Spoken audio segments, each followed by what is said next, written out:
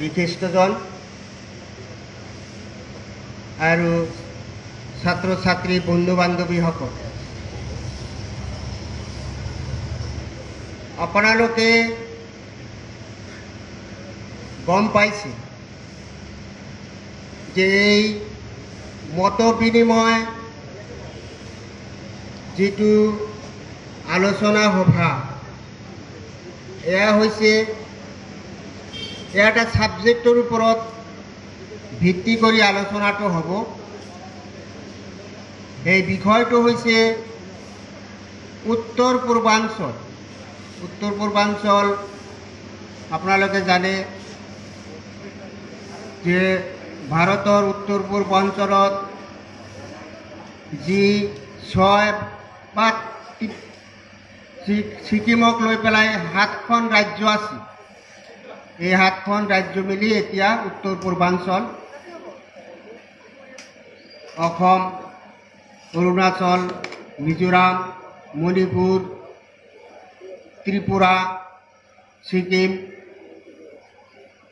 এই উত্তৰ পূৰ্বাঞ্চলৰ শিল্পান্নয়ন, শিল্প কল কাৰখানা গঢ়ি উঠাৰ সম্ভাৱনা আৰু সমস্যা আৰু শিল্প কল কাৰখানাৰ লগত যুক্ত প্ৰব্লেম অফ এমপ্লয়মেন্ট, অৰ্থাৎ নিযুক্তিৰ সমস্যা, নিবনুৱা সমস্যাৰ সমাধান কেনেকৈ হ'ব এই উত্তৰ পূৰ্বাঞ্চলৰ শিক্ষিত অশিক্ষিত যিসকল ছাত্ৰ আজি পঢ়া শুনা কৰি আছে তেওঁলোকে এদিন তেওঁলোকৰ পঢ়া শুনাৰ সময় শেষ হ'ব।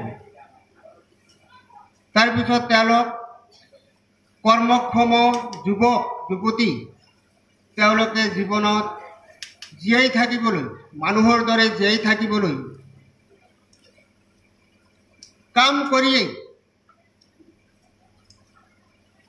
দেশত সমাজৰ কন্ট্ৰিবিউশন দিয়ে উৎপাদন বৃদ্ধি কৰাত তেওঁলোকৰ ভূমিকা পালন কৰাৰ মাজেৰে বিনিময়ত জীয়াই থাকিবৰ বাবে এটা ৰিমুনাৰেশ্যন, এটা অৱলম্বন প্ৰত্যেকেই মানুহৰ দৰে জীয়াই থাকিব কাৰণে দৰকাৰ। বাস্তৱ অৱস্থা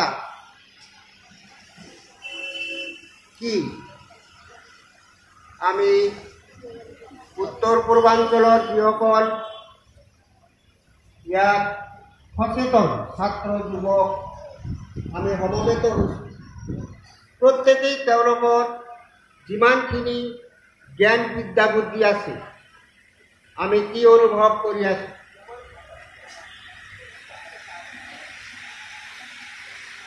অঞ্চল এটাৰ উন্নয়ন, অঞ্চল এটাৰ উন্নয়ন, দেশ বা এখন সমাজৰ উন্নয়ন কিহৰ দ্বাৰা নিৰ্ধাৰিত হয়? অৰ্থনৈতিক প্ৰোডাকশন, সেকেন্ডাৰি প্ৰোডাকশন এন্ড টাৰ্টিয়াৰি প্ৰোডাকশন। প্ৰাইমাৰি মানৱ সভ্যতাৰ আৰম্ভণিৰ যুগৰ পৰাই মানুহ জীয়াই থাকিবৰ কাৰণে যেতিয়া কৃষি